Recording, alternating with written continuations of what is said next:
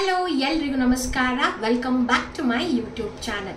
ನೀವೇನಾದ್ರು ಹೊಸದಾಗಿ ನಮ್ಮ ಯೂಟ್ಯೂಬ್ ಚಾನಲ್ನ ನೋಡ್ತಿದ್ರೆ ದಯವಿಟ್ಟು ಸಬ್ಸ್ಕ್ರೈಬ್ ಆಗೋದನ್ನು ಮಾತ್ರ ಮಿಸ್ ಮಾಡಬೇಡಿ. ಹೀಗೆ ಸಪೋರ್ಟ್ ಮಾಡಿ. ಹಾಗಿದ್ರೆ ಇನ್ಯಾಕೆ ತಡ, ಬನ್ನಿ ಡೈರೆಕ್ಟ್ ಆಗಿ ರೆಸಿಪಿ ಹೇಗೆ ಮಾಡೋದು ಅಂತ ನೋಡೋಣ.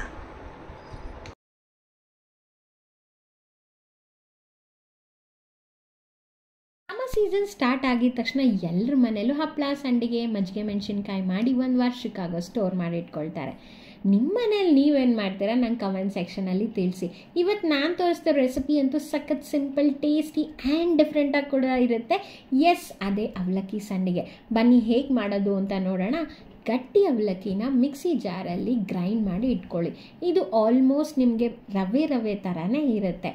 ಈ ಗ್ರೈಂಡ್ ಮಾಡಿ ಇಟ್ಕೊಂಡಿರೋ ಅವಲಕ್ಕಿನ ಒಂದು ಸರಿ ತೊಳೆದು ಬೇಕಾಗಿರೋಷ್ಟು, ಅಂದರೆ ನೆನೆಯೋಕ್ಕೆ ಬೇಕಾಗಿರೋಷ್ಟು ನೀರು ಹಾಕಿ 10 to 15 ಮಿನಿಟ್ಸ್ ಅಥವಾ ಮ್ಯಾಕ್ಸಿಮಮ್ 20 ಮಿನಿಟ್ಸ್ ಇದನ್ನು ನೆನೆಯೋಕ್ಕೆ ಬಿಟ್ಬಿಡಿ.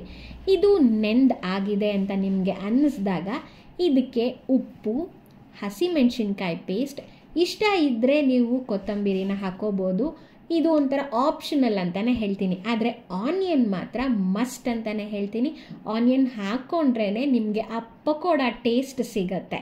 ಸೊ ಆನಿಯನ್ ಹಾಕಿ ಮಿಕ್ಸ್ ಮಾಡಿ. ನಂತರ ನೀವು ಸ್ಪೂನಲ್ಲಿ ಮಾತ್ರ ಮಿಕ್ಸ್ ಮಾಡೋಕ್ಕೆ ಹೋಗಬೇಡಿ, ಯಾಕೆಂದರೆ ಅವಲಕ್ಕಿ ಗಟ್ಟಿಯಾಗಿರುತ್ತೆ, ಅಂದರೆ ನೆಂದಿರುತ್ತಲ್ಲ ಅದಕ್ಕೆ ಗಟ್ಟಿಯಾಗಿರುತ್ತೆ. ಸೊ ಕೈನ ಯೂಸ್ ಮಾಡಿನೇ ನೀವು ಮಿಕ್ಸ್ ಮಾಡಿ ಚೆನ್ನಾಗಿ ಮಿಕ್ಸ್ ಆಗುತ್ತೆ. ಸೊ ಮಿಕ್ಸ್ ಎಲ್ಲ ಮಾಡಾದ್ಮೇಲೆ ಲಾಸ್ಟಲ್ಲಿ ಹುಳಿ ಮೊಸರು ಹಾಕ್ಕೊಳ್ಳೋಕೆ ಹೋಗಬೇಡಿ, ಗಟ್ಟಿ ಮೊಸರು ಹಾಕ್ಕೊಂಡು ಮತ್ತೊಂದು ಸರಿ ನೀವು ಮಿಕ್ಸ್ ಮಾಡಿ. ಸೊ ಪಂಚೆ ಬಟ್ಟೆ ಇದ್ದರೆ ಪಂಚೆ ಬಟ್ಟೆ ಮೇಲೆ ಸಂಡಿಗೆನ ಇಡ್ಬೋದು. ನನ್ನ ಹತ್ರ ಪಂಚೆ ಬಟ್ಟೆ ಇರಲಿಲ್ಲ, ಸೊ ಹಾಗಾಗಿ ನಾನು ಸ್ಟೀಲ್ ತಟ್ಟೆಯಲ್ಲೇ ಸಂಡಿಗೆ ಇಡ್ತಾ ಇದ್ದೀನಿ. ಸೊ ಸ್ಟೀಲ್ ತಟ್ಟೆ ಮೇಲೆ ಸಂಡಿಗೆ ಇಟ್ಟು ಇದು ಮ್ಯಾಕ್ಸಿಮಮ್ ನಿಮಗೆ 3 to 4 ಡೇಸ್ ಬಿಸಿಲು ಚೆನ್ನಾಗಿದ್ದರೆ ಒಣಗಕ್ಕೆ ಬಿಡಿ. ಸ್ವಲ್ಪ ಬಿಸಿಲು ಹಾಗೆ ಹೀಗೆ ಇದೆ ಅಂದರೆ 5 to 6 ಡೇಸ್ ಅಂತೂ ಬೇಕೇ ಬೇಕು. ಚೆನ್ನಾಗಿ ಒಣಗಿದ್ರೆ ಮಾತ್ರ ಹುಳ ಅಥವಾ ಬೂಸ್ಟ್ ಬರೋದಿಲ್ಲ. ಚೆನ್ನಾಗಿ ಒಣಗದೇ ಇದ್ದರೆ ಹುಳ ಅಥವಾ ಬೂಸ್ಟ್ ಬರೋ ಚಾನ್ಸಸ್ ಇರುತ್ತೆ.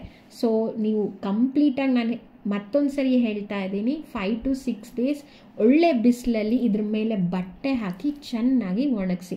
ಸೊ ಇವಾಗ ನನ್ನ ಮಗಳು ಕೂಡ ಸಂಡಿಗೆ ಇಡ್ತೀನಿ ಅಂತ ಗಲಾಟೆ ಮಾಡಿ ಸಂಡಿಗೆ ಇಟ್ಲು. ಈಗ ನಮ್ಮಮ್ಮ ತುಂಬಾ ಇದೆ, ಬಾ ನಾನು ಇಡ್ತೀನಿ ಅಂದ್ಬಿಟ್ಟು ಸಂಡಿಗೆ ಇಡ್ತಾ ಇದ್ದಾರೆ. ಸೊ ಇವಾಗ ಸಂಡಿಗೆ ಇಟ್ಟಿದ್ದಾಯಿತು. ಇದನ್ನು ಮೇಲೆ ಟೆರೇಸ್ ಮೇಲೆ ನಾನು ಇಟ್ಬಿಟ್ಟು ಬಂದೆ. 5 to 6 ದಿನ ಆದಮೇಲೆ ಸಂಡಿಗೆ ಈ ಥರ ಆಗಿದೆ.